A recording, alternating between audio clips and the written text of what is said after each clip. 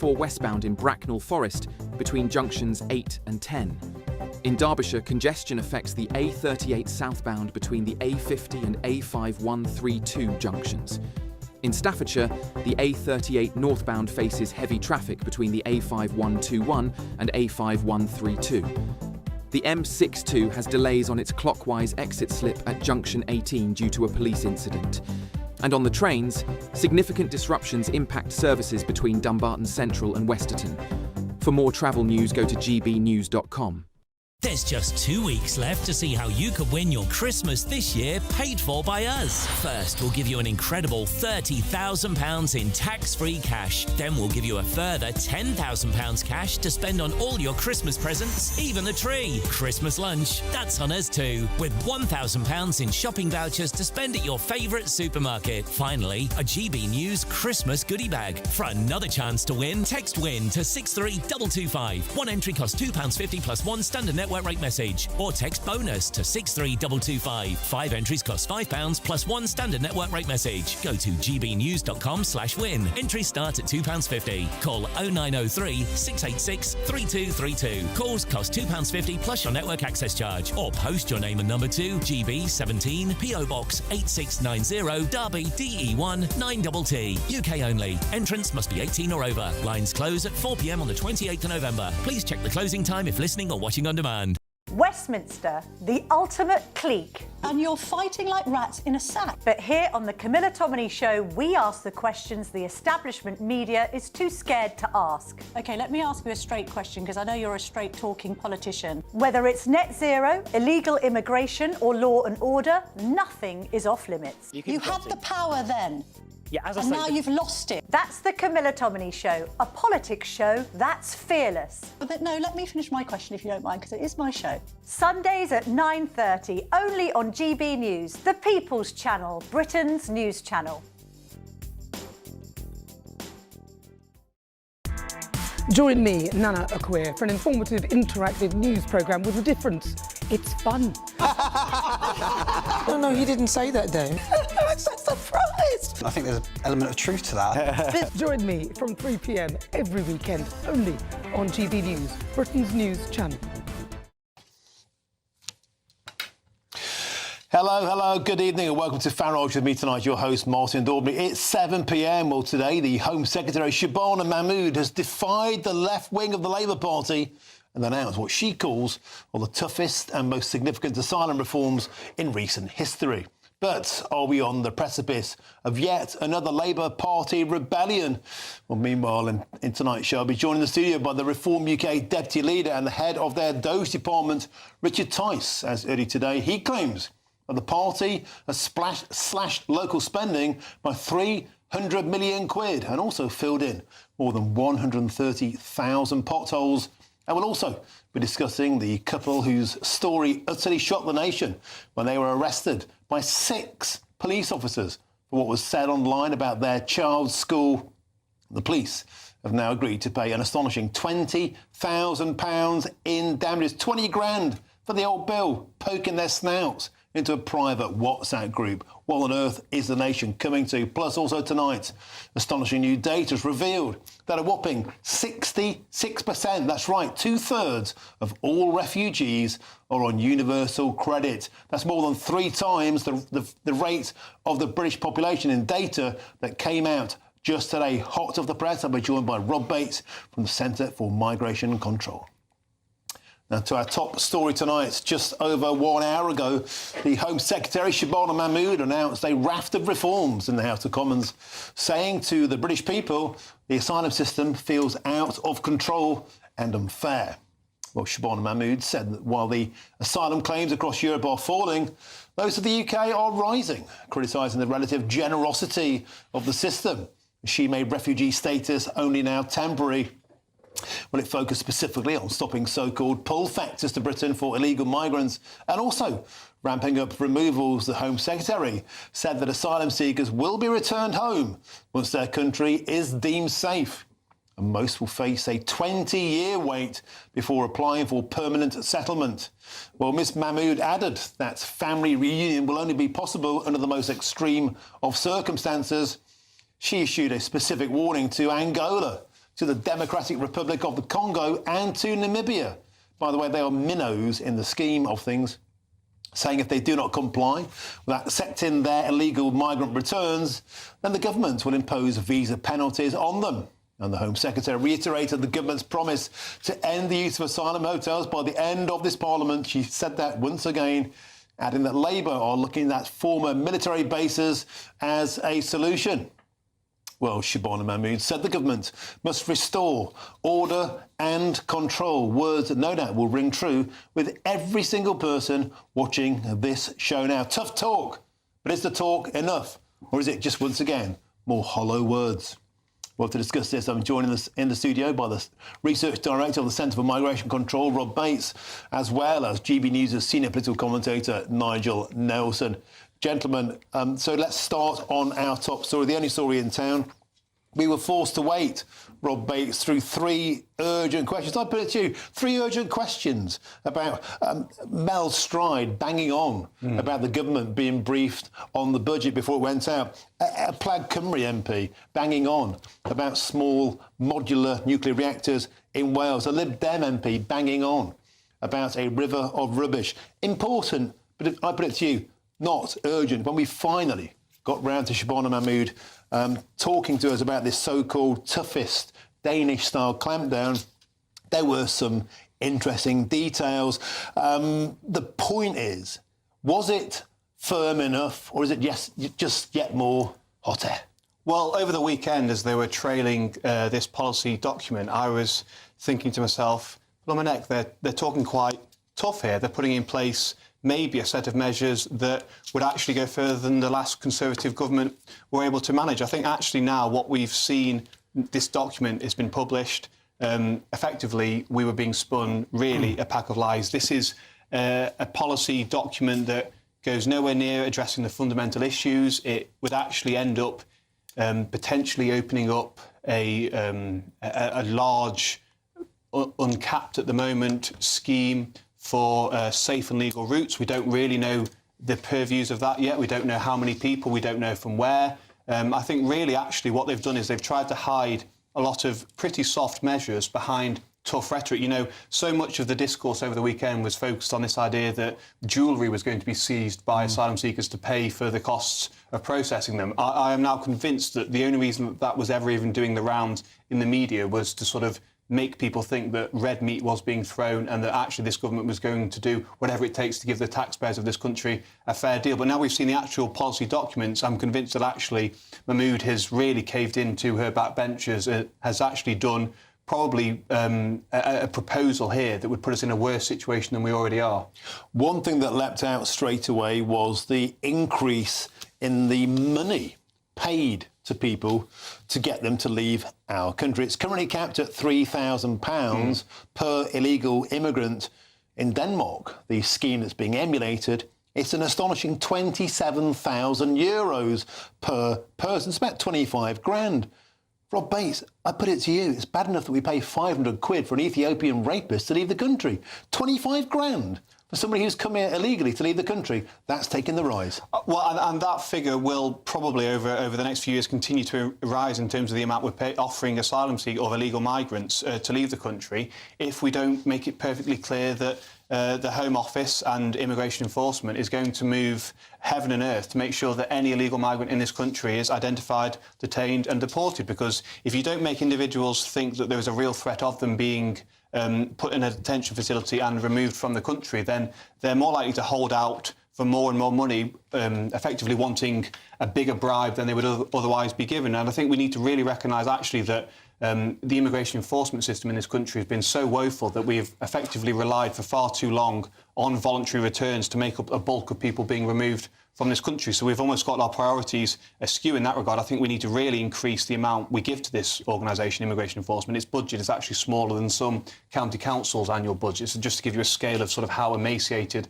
this organisation actually is. So look, the whole plan was billed as something that was going to be completely transformative, but all I can really see and all that is standing out to me here is this creation of safe and legal routes where she's going to be cooperating with voluntary organisations, and we know what they're like when it comes to open borders, and we're going to be cooperating with the the UN High Commissioner for Refugees as well, who has currently identified, tens of millions of people around the world who are eligible for resettlement in the West. How many of those individuals are going to end up finding their way to Britain because of Shabana Mahmood's open-ended promise to create safe and legal routes?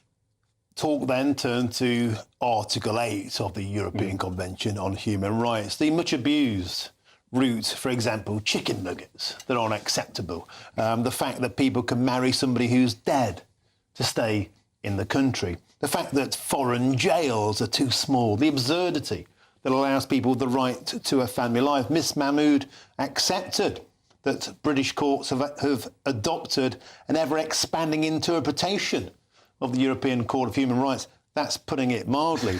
She then proposed 3 changes to define what a family is, so it's only parents and children, not relatives living abroad, to make sure it passed the public interest test, which none of the previous cases I've mentioned would. They're absurd. And then to tighten it so there are only UK-based claimants. But here's the interesting point. She then said we will seek reform at the Council of Europe. We'll proffer ourselves before them, before their goodwill, and hope they allow us to renegotiate. Rob Bates, I put it to you, it's an absurdity to expect that any nation, let alone post-Brexit Britain, can simply stroll into Strasbourg and expect any kind of preferential treatment. It's ridiculous. I mean, this, of course, is a recurring pattern in British politics, that we have senior politicians trying to convince the public that this time, once they march over to the continent, they're going to make sure that Britain gets exactly what it wants from a settlement. I think we are at the point where the only way you can ensure that we don't end up with the litany of ridiculous examples, some of which you just cited, is to leave the ECHR behind, because it's not just, of course, actually what the text itself says, but it's the way that it is being applied in Britain in particular. And I think we have a really peculiar habit in this country of going above and beyond actually how things could be interpreted. We have a real cast of immigration tribunal judges who are almost sort of luxuriating in their ability to create the most creative and flamboyant interpretations of what a right to family life actually means. So I think the only way to sort of remove that asset from their armoury is to leave the ECHR. And of course, that's not the only thing that we need to do. I think we also need to leave the Refugee Convention, which again is something that we've overly gold-plated in this country for far too long. I think we also need to scrap the Human Rights Act, the Blair Act Human Rights Act. I think we also need to look at some UN agreements, such as the Global Compact on Migration, all of which are sort of a concoction that have joined together to really bind the hands of British politicians. OK, Rob Bates, thank you very much. Nigel Nelson, a lot of tough talk, but I put it to you, it's all mouth and no trousers. So long as Strasbourg holds the whip hand, this is just mere wishful thinking. Well, that's not the idea. I mean, first of all, the ECHR, even reforming it, it's not going to make or even leaving it, isn't going to make a huge difference to the numbers. You'll get a small number of people who could be removed, but that's about it. However, that's not what we're talking about here. What you're talking about is how we interpret. I mean, Rob just touched on that. It's how you would interpret Article 3 on torture, Article 8 on family life, and whether judges have been over-interpreting it. So you don't need to go... Well, you don't need to go to Europe over that. You don't need to reform the ECHR over those things. It's just a question of how the judges do it. But I think it's basically a sort of almost a law of nature at this point that individuals that have made their living for decades, in some instances in left-wing circles, in open border circles, who are predominantly the ones that make up the immigration tribunal judges, are going to interpret it in that way. So I really think there's no point sort of suggesting we try and reform the way they interpret. Well, they can get guidance from the government. I mean, that's the whole point. You actually narrow down what is actually what they can do, which is fair enough. But other European countries want to actually reform the ECHR. So we're actually kicking an open door on this one. But the more important thing on this narrow point, the more important thing is that to get judges to actually interpret it less loosely than they do at the moment. Is that remotely reasonable to suddenly assume that the judges will will become, I don't know, a kind of legal wig-wearing version of Nigel Farage. They've always played the ECHR route. And I'll put it to you, the Prime Minister himself is the ultimate human rights lawyer. Yeah, well, I mean, first of all, you're going to be changing the system anyway. So when it comes to appeals, we're going to be in a situation of one appeal. We're not going to be able to go through a long route. We should have the Danish equivalent of the Refugee Appeals Board. And under that system, once you've appealed and lost, there is no recourse to other courts. So Shabana Mahmood is bringing that particular thing in. So that's going to help. But I mean, we are talking about very sort of minor things. There are other things in this which I think are tough, and what we need to know is in practice how they're actually going to work. Rob Bates, what about this notion of singling out 3 nations for special tough treatment? Angola, Namibia, the Democratic Republic of Congo. You pointed out earlier the total number of visas issued to those 3 nations last year is only 6,000. These are minnows. Why are we instead demanding Pakistan takes back rapists? Exactly. I could think of at least a dozen countries that are probably more eligible to start this scheme with than the 3 that have been put forward. I imagine what she's trying to think is, I'll sort of use these 3 as a case study and see if it's something that can be scaled up to other countries. That's exactly the point. That's exactly what she's doing. I mean, you're talking about... of course she'll be able to. This is the point, you know, I think the number of illegal migrants that came from these 3 countries since 2018 was on small boats was 6, just 6. So it's not really a huge crisis, and I think it's kind of kicking an open door for performative effect. You know, I would have been much more encouraged if she had made a very clear statement of intent and said, you know what, I'm going to start using Britain's diplomatic levers against those countries. Well, she is. I mean, the whole thing is that over the last year, 6,000 visas were issued to people to come over here from those 3 countries. In the case of Angola, we managed to get one migrant sent back there. In the case of Namibia, 2. In the case of Congo, 1. So what she's saying is, right, no more visas until you take back more people. But 70% of those visas were tourists. This is chicken feed. The point is, we're starting somewhere, aren't we? You're starting with a principle. Let's start with the biggest problem. Pakistan, Afghanistan, Eritrea, Iran. Send them back. And they're much more likely to commit crime. Well, I mean, it may well be that once you've actually sorted out dealing with these 3, you can do what you're talking about. There's no reason why everything shouldn't be ramped up along the way. I hope she does. I mean, I am encouraged by the fact that she is using measures that were, albeit introduced by the Conservative Party in 2022 in terms of visa sanctions. I would have liked to seen a bit more in the proposal about what we're going to do when it comes to foreign aid, what we're going to do when it comes to trade sanctions, what we're going to do when it comes to, you know, a whole range of diplomatic levers that we do have at our disposal. But this was probably, for me, just the concept of visa bans being used, a little nugget of, you know, maybe flexing some of Britain's muscles that have been lying latent for far too long. But I really think using these 3 countries as case studies, rather than just being ambitious and going after those big countries that you listed, Martin, states that she's not perhaps really comfortable with doing this, actually, and she's looking for some kind of performative quick win to which she can say, well, look, I've actually been able to return individuals to these 3 countries. I've been able to flex my muscles. The plan's a success. Nigel Nelson, could I ask you about Kemi Badenoch's response? I was struck by how chummy it all seemed. She stood up and said, well, I congratulate the Home Secretary. She's done more in 70 days than her predecessor did in 1 year. She said baby steps, but positive steps. But isn't the point that the Tories failed for 14 years for the same reason? Suddenly they're chirping up about leaving the ECHR in opposition. They didn't do a damn thing about that when they're in power. No, they didn't. And basically, the record number of channel crossings was on their watch. I mean, 45,000 came over in 2022. So you're absolutely right. They didn't do enough. What is interesting about what Kemi Badenoch is saying is that she is prepared to get this through Parliament if Labour MPs object. Whether or not this is a stunt or this is genuine, we'll have to see. I mean, what I can't see is the idea of the Shabana Mahmood proposals is not to leave the ECHR. Tory policy is to leave it. So if she votes for this particular scheme, it will be effectively to stay in the ECHR. Final word to you in this part of the show, Rob Bates. The small boats crisis sunk the Conservatives.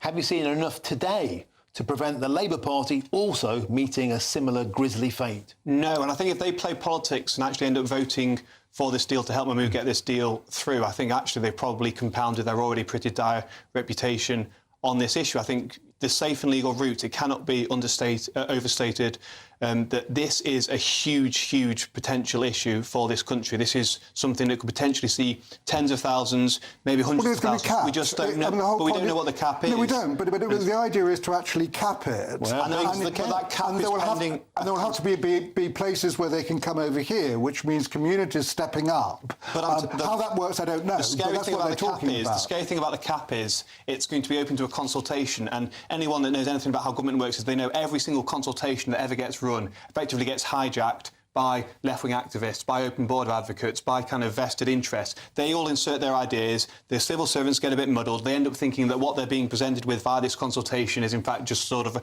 a neutral body politic of good advice. But the point is to stop people crossing the channel. And the point is to reduce numbers. That's the key point. It's not about just the chaos in the channel. It's a how. But if there is a place where somebody can actually apply for asylum, which is not in Britain, that will then deter channel crossings. OK, gentlemen, we have to leave it there for part one of tonight's Ding Dong. Thank you, Rob Bates. Thank you to Nigel Nelson. Just in a few moments' time, I'll be joined in the studio in Westminster by the Reform UK Deputy Leader and the Head of Reform's Doge Unit, Richard Tice, to get his reaction, of course, to Shabana Mahmood's proposals today as well as his claims that the party has slashed local spending by 300 million quid and already filled in more than 130,000 potholes. That's next.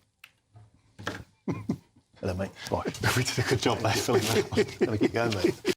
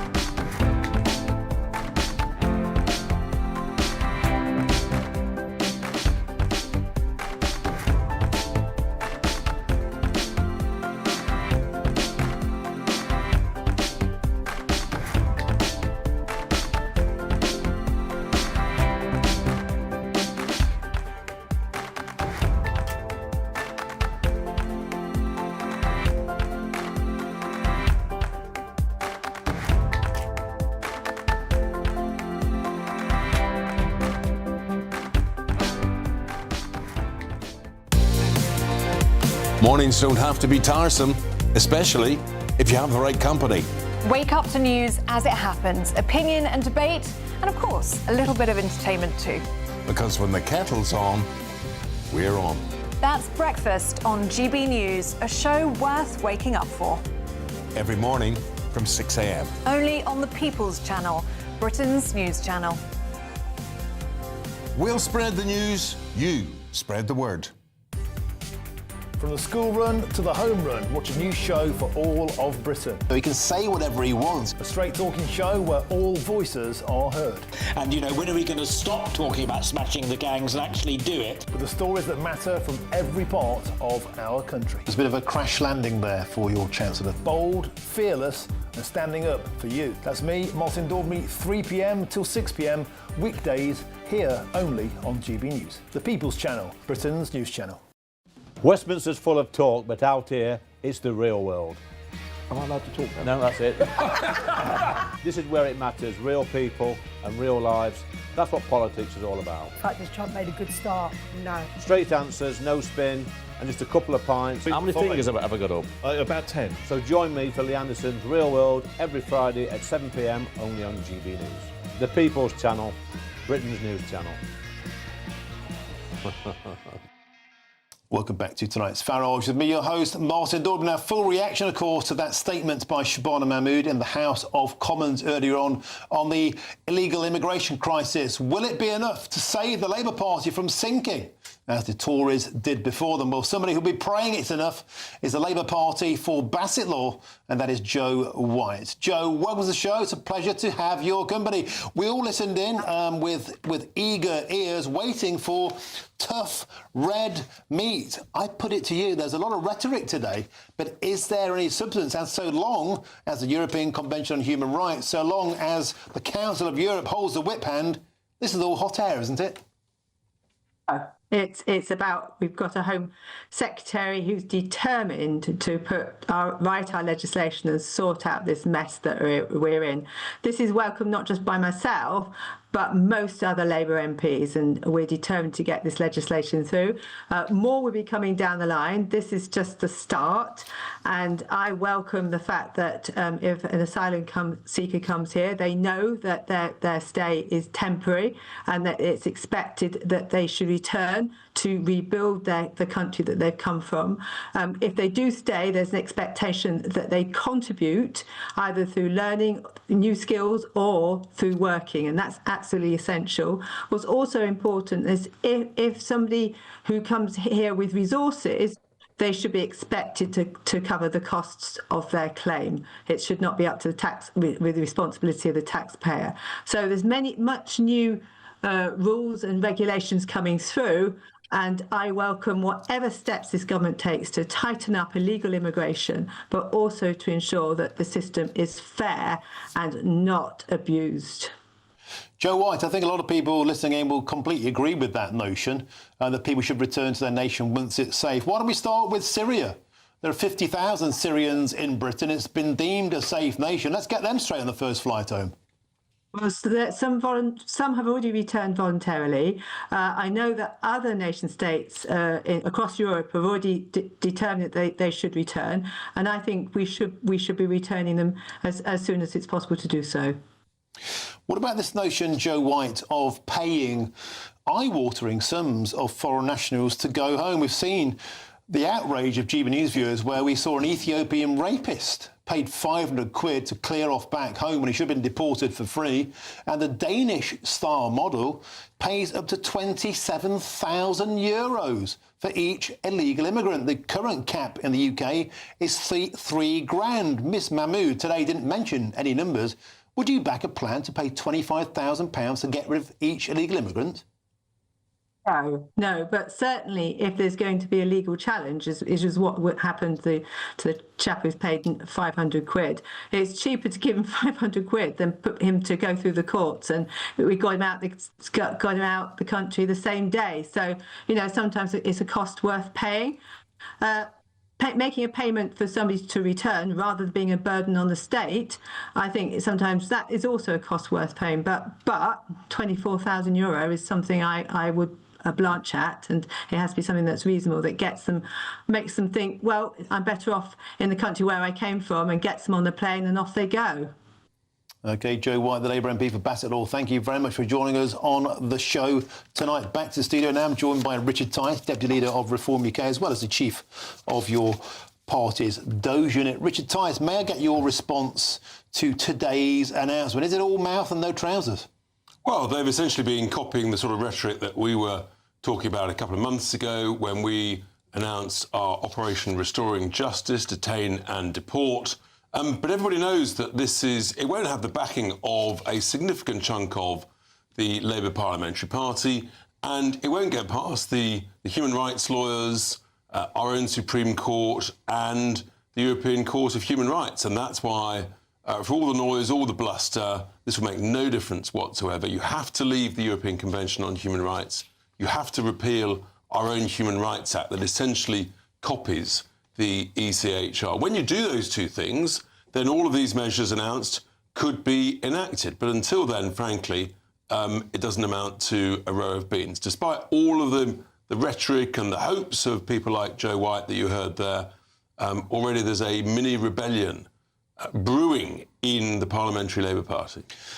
But Shabana Mahmood said our friends at the Council of Europe will be up for negotiation. No problem. She's just admitted, therefore, that actually it's a problem for her and that she can't do it until she's resolved that negotiation. She's not going to resolve it. Are you absolutely convinced that this won't make any difference whatsoever to the numbers coming in? It'll make no difference whatsoever. There are thousands massing in northern France, and further in France there are thousands more. They view the UK as a completely soft touch. We're the most generous, and it's totally unsustainable. And the anger and fury of the British people, of all political stripes, is growing by the week. I was struck by Kemi Badenoch earlier on in the dispatch box. Seemed quite chummy with Shabana Mahmood. More than in 70 days and her predecessor did in 1 year, she said. I genuinely want her to succeed, but we know how hard it is. Is that the point? The same pitfalls, the same problems will await this plan as awaited the Conservative Rwanda plan. Well, because neither of them were prepared to leave the ECHR. And what you've seen, actually, in today's response by the Conservatives is just proof that they are the uniparty. They're essentially two sides of the same coin, and they just won't deliver it because they won't do what is absolutely vital in order to secure these removals. Richard Tice, you gave a press conference earlier on this morning. Your Doge unit has announced savings of some £300 million since the May elections and a huge amount of potholes, 100,000... 136,000 potholes, well over 500,000 square metres of roads resurfaced, repatched in various counties, and also reinforcing the message we can make huge savings on the mismanagement of the local government pension schemes. But also I talked about the crisis in SEND and that actually this is special educational needs and disabilities. We want to make sure that the outcomes for the most deserving children who need the greatest extra help and provision. Of course, we all want that, but tragically, the system as it's working at the moment isn't working, and everybody accepts outcomes are getting worse. Every child is being let down, and there is a leakage of billions of pounds, whether it's to taxi firms, whether it's to therapists writing reports that sit on the shelf that aren't needed. The whole thing is in complete and utter crisis. I've called it out big time today. I was asked to do so by officers in councils who daren't say what I said today. And the reaction has been very positive. We want to work with the government. We've got to change this urgently. Otherwise, tragically, it's the most needy children who suffer. Nigel Nelson, let's bring you in now. 300 million quid saved thus far. This is what Reform promised. Are you happy about that or critical? Well, I'm always happy about saving money if you can do it. Bear in mind, I live in Kent, which is meant to be Reform's so-called flagship council, which is in complete chaos at the moment. Not in chaos, Nigel. It's doing great. The infighting there is extraordinary. At the moment, you've got a fire authority that's not working because no, I'm going to stop you there. That is a lie. A communist leader of a trade union was deeply, deeply irresponsible. The chief executive of the fire service said that's nonsense. Just not going to tolerate lies by a union leader that, frankly, damages the confidence of the good residents of Kent. But he should know better and he should apologise. What he was arguing was that without a fire authority operating, if there needs to be emergency spending, there is no body then to actually do it. And he's completely wrong. He was talking garbage and he should apologise, as was explained by the chief executive of the fire service. The chief executive of the fire service and the fire brigade. When there's a fire, who goes to the fire? Is it the councillors or is it the firemen and women? It's the firemen. But there is a limit on the amount of extra money they can actually have. Twaddle. Absolute twaddle. Well, there is a limit on that's what you have a fire authority for, that if you need emergency spending... And the fire authority, with the chief exec, they would do it, and if there's a requirement for any extra resource, of course the council would deal with it. But five councillors on the fire authority are gone. You suspended them. The scaremongering from that union leader was utterly disgraceful. I think it damaged the confidence of residents in Kent. He should be ashamed of himself. If he doesn't apologise, frankly, the man should resign. Nigel Nelson, what do you make of that? Well, I still go back to the issue that you've suspended 5 councillors who actually made up the fire authority. Councillors don't fight fires, Nigel. I think you know that. Who fights the fires? Is it a fireman or is it the councillors? I do know that. Right, well then why are you talking such twaddle? Why are you scaremongering the good residents of the county of Kent? That should there need to be extra emergency money... Then they would get it. Well, End of story. From the leader of the council. The leader Don't of the be council. ridiculous. So the leader of the council will take over from the I'm not tolerating this scaremongering. Okay. We're running that county very well. We're saving tens of millions of pounds. Fire authority. We can appoint someone immediately. It's not an issue. Have you done so? It's not an issue. Have you done so? The issue is... Have you got new councillors on the fire authority? We've got plenty of councillors and it's all Are they on the fire authority It's irrelevant to the point as to whether or not... Not if it's not operating. Nigel, you are scaremongering like a communist union leader. You should be ashamed of yourself. The firemen of Kent are doing a great job. I agree with that. To do so, well then stop scaremongering and doing them down. But I also want the council to actually operate properly. The council is operating brilliantly and it's saving a load of money and you should be ashamed of yourself. Gentlemen, I'm going to have to put my fire hose on this fiery debate and call time. Richard Tice, thank you very much. Nigel Nelson, superb stuff. Rob Bates, you sat there with a smile on your face. You'll be back into play in this next part. Thank you, gentlemen. Now, don't go anywhere because coming up next, I will talk to Rosalind Levine and Maxie Allen. Of course, they're the 2 parents who received 20 grand in payouts in damages from the old bill after a Hello, good evening. Welcome to your latest weather update from the Met Office. It's going to be another cold night tonight. Sleet and snow across northern areas with warnings in force from tonight until latter part of this week because it's going to be a very cold week. We've got northerly Arctic winds pushing across the country throughout the week, and this weather front across the northwest will bring a focus for that snow for more northern areas throughout tonight. We've got a risk of ice across the far northeast of Scotland through this evening and into tomorrow morning. Elsewhere across the south and east, it should stay fairly dry and clear throughout tonight. And as clear skies remain, temperatures will fall away well below freezing rurally, so expecting quite a widespread rural frost, the first of this season so far. As I said, across more northern areas, we're going to see some more significant sleet and for some of us snow. So an icy morning for parts of northeastern Scotland in particular. A lot of rain around across parts of Northern Ireland, western areas of Scotland, down towards northwestern England as well. A good deal of cloud as well. And this rain will fall of snow above around 150 metres, especially across parts of Scotland.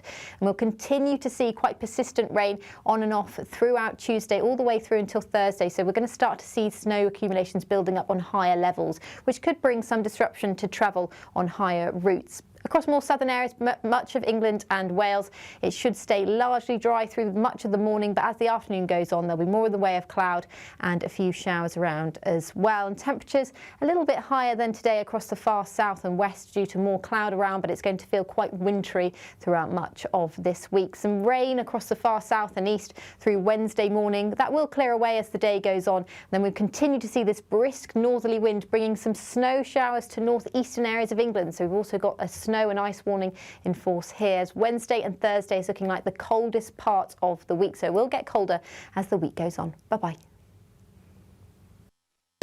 You want to know what's really going on in the corridors of power? Labour don't know what to do with you half the time, and that makes you quite lethal in the chamber. Get behind the headlines with Chopper's Political Podcast. Join me, Christopher Hope, as I sit down with the great and the good of British politics. We'll see where this ruling takes us. These are the stories shaping our nation. Chopper's Political Podcast, available now on all platforms. Listen in and stay ahead. Decisions made in Washington aren't just shaping America, they're shaping Britain too. From migration to global security, from crime to health. Whatever happens in the White House today will be felt in your town or city tomorrow. That's why The Late Show is live from Washington, D.C. Cutting through the politics to show you what it all means for Britain. The Late Show live every night at midnight. Only on GB News, Britain's news channel.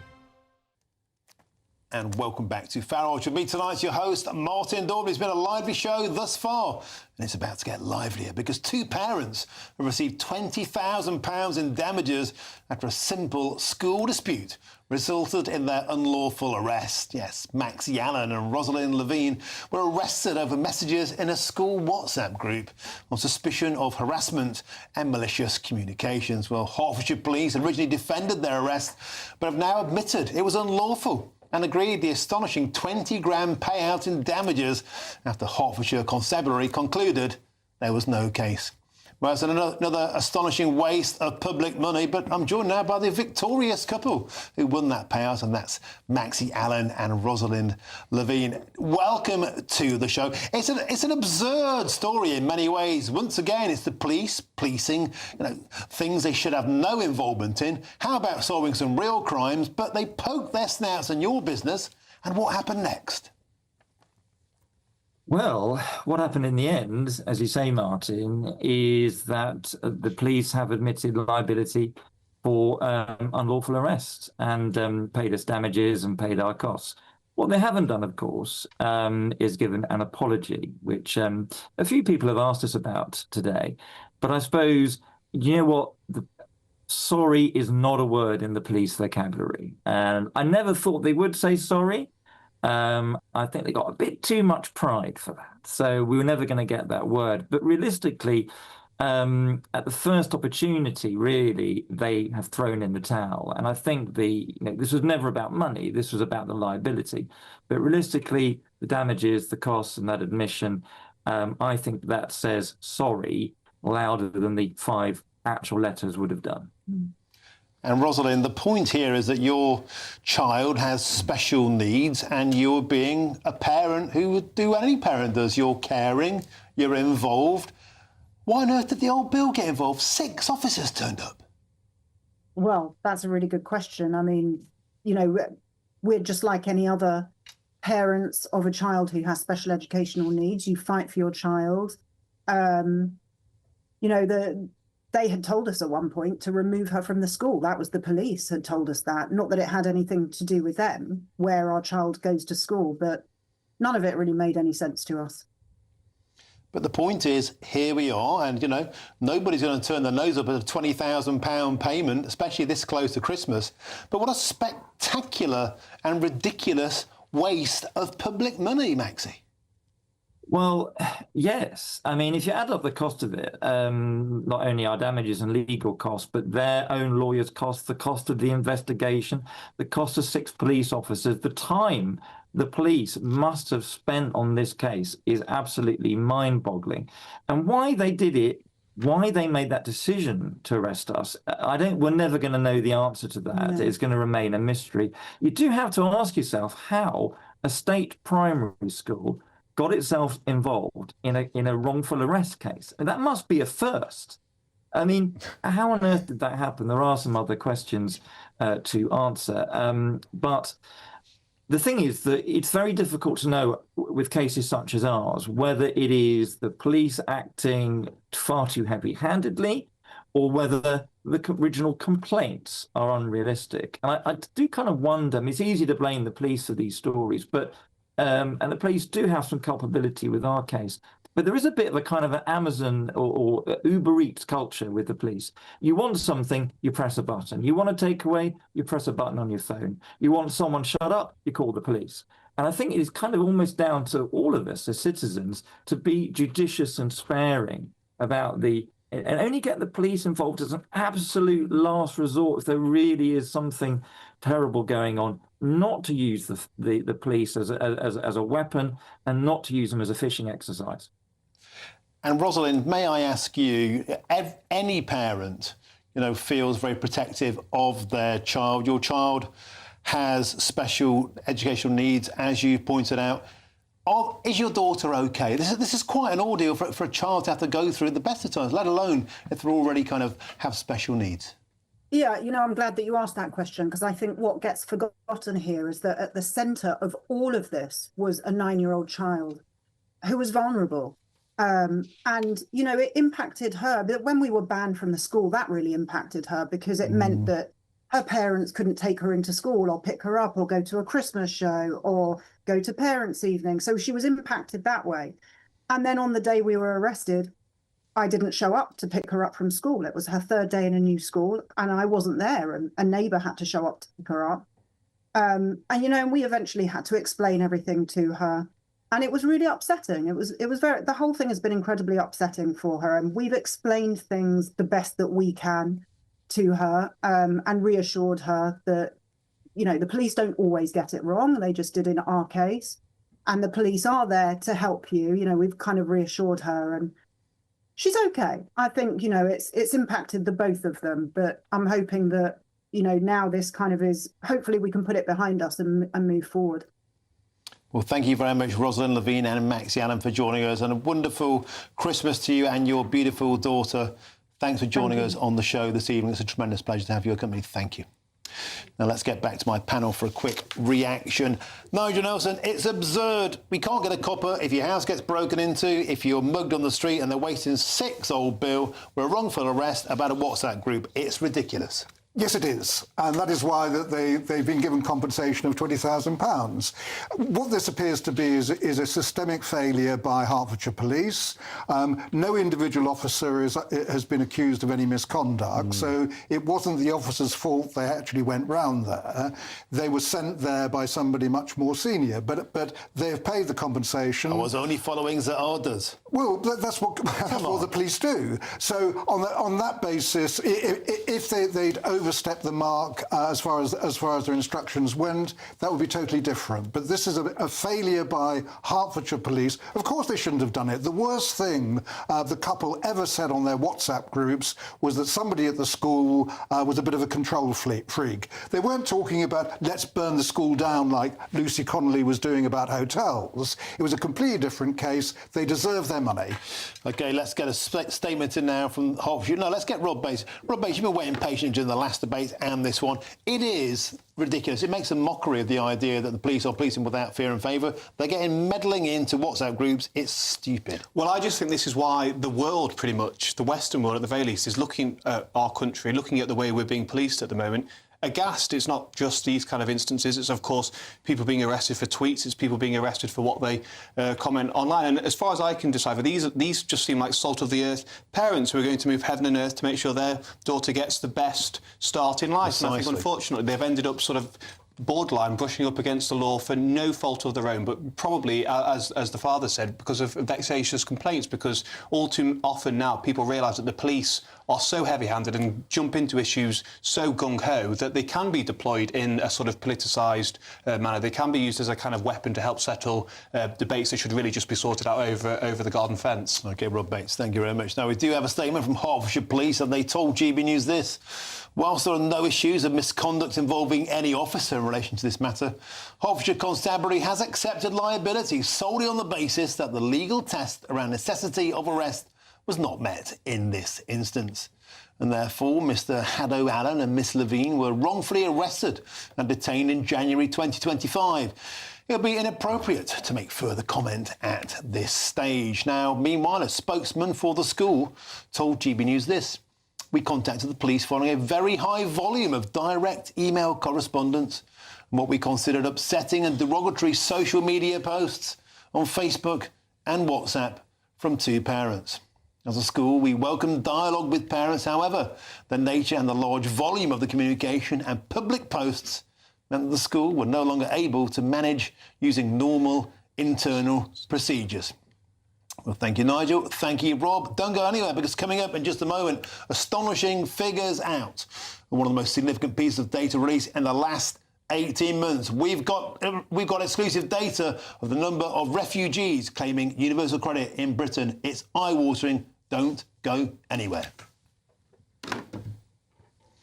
No matter the state it's in, this is our nation. Join me, Jacob Rees-Mogg, for a genuine, honest discussion on where we have been, where we are going, and where we are with the people who set the direction. Tune in to State of the Nation every Monday to Thursday, 8 to 9 o'clock, only on GB News.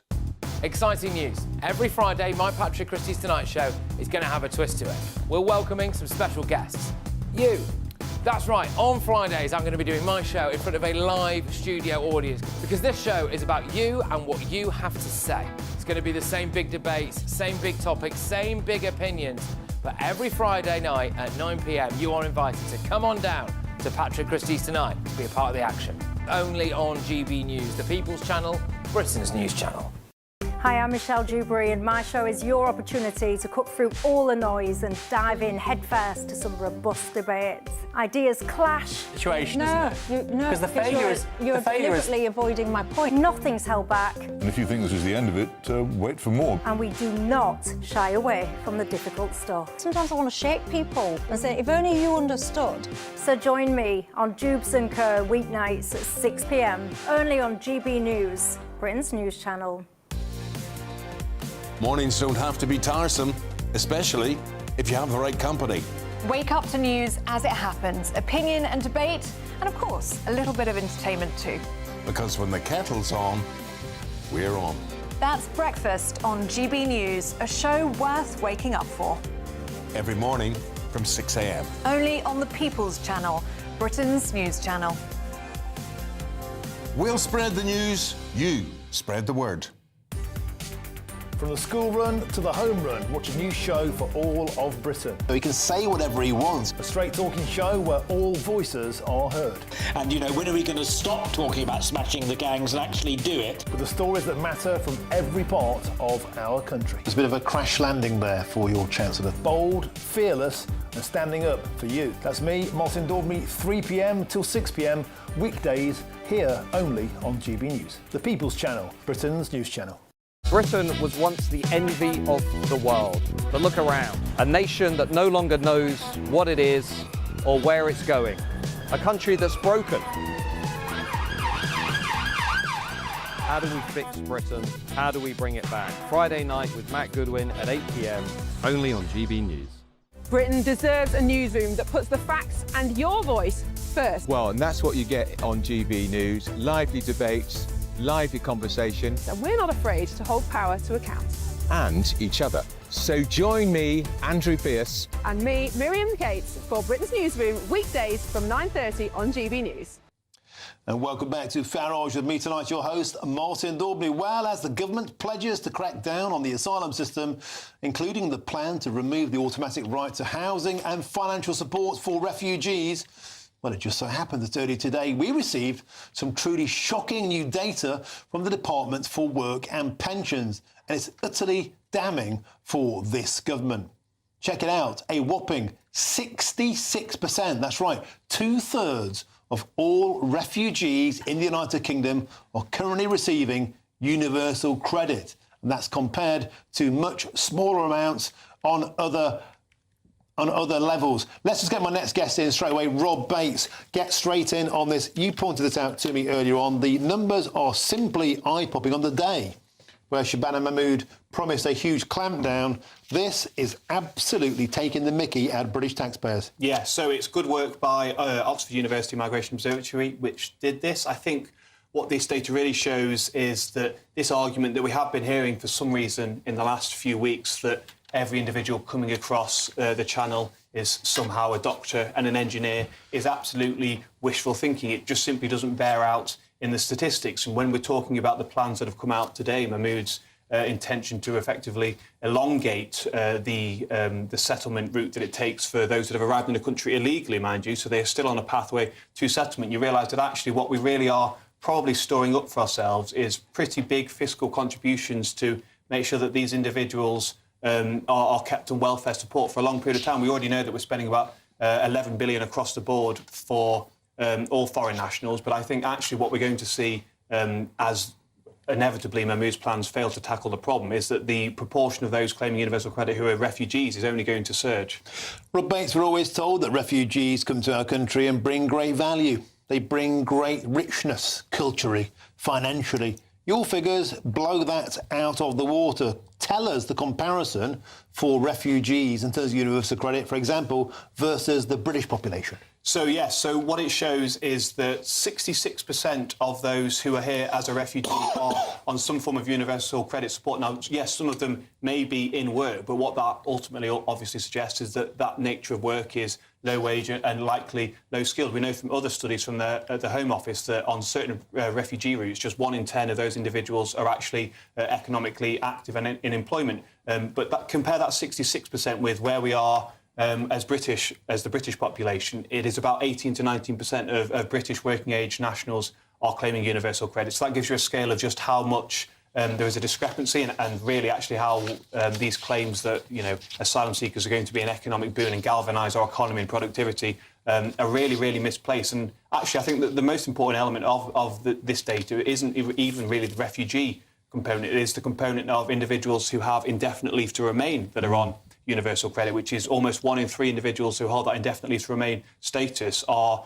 dependent on the British state to support them to some extent. And when you consider that we've got the Boris wave coming in the pipeline, potentially 800,000 people, you realise we could be seeing hundreds of thousands more people being added to our welfare bill who are not even citizens of our country. So, Rob Bates, when you look at the migration refugee status of anybody, it's more than the native indigenous British population with a propensity to claim benefits. Do we know anything about the nationalities of those who are most likely to claim universal credit or benefits from overseas? So, again, the DWP is really bad on data when it comes to ultimate benefit types. But if we look at sort of an individual nationality's propensity to claim benefits, but if we look at data from 2019, we can see that nationals from Afghanistan, from Syria, from Iraq, from Iran, from Eritrea, from Sudan, all countries that are pretty much make up the bulk of small boats crossings, have a propensity to claim universal credit that is roughly between a third and in some instances as high as 60%. So again, these are nationalities where the individuals coming across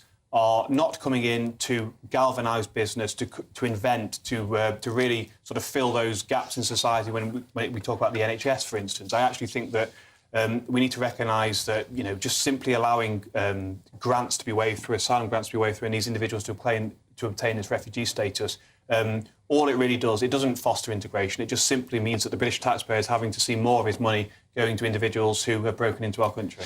Nigel Nelson, the Linekerite liberal obsession with brain surgeons, with doctors, with nuclear physicists coming over to the country has been shattered by reality. When reality bites, 2/3 of refugees are claiming universal credit, far higher than the native British population, and the data doesn't lie. Those from Afghanistan, Iran, Iraq, Eritrea, Sudan and Syria, the highest likelihood. And also, when you overlay that onto criminality, they're also more likely to offend, making a compelling case, not for clamping down on Namibia and the countries and the Congo that Shabana Mahmood targeted today. Go after these countries. Yeah, I mean, first of all, I never thought that small boats were actually full of nuclear scientists. So, that's good to hear. The Green Party deputy leader did.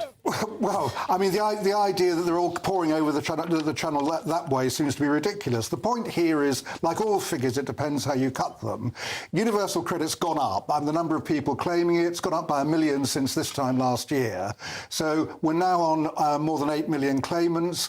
Refugees make up 1.5% of that, so it's a small amount of the budget that is going to refugees. But the Labour Party won't vote to cut benefits for anybody. Well, at the moment they are looking at cutting benefits. So on that basis, that may well happen.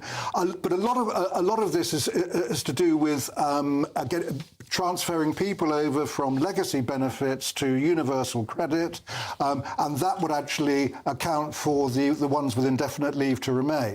Also, got to remember that a refugee takes several years before they become a net contributor to the British economy. OK, well, State of the Nation with Sir Jacob Rees-Mogg is up next. Sir Jacob, before I ask you what's on your delicious menu, what's your take on this situation? 2/3 of refugees on some form of universal credit. Well, I don't think we should have a system where we give benefits to people who aren't British nationals. That benefits should be for people who have a right to be in this country, not people who we're being generous to allow into this country. They should be expected to work.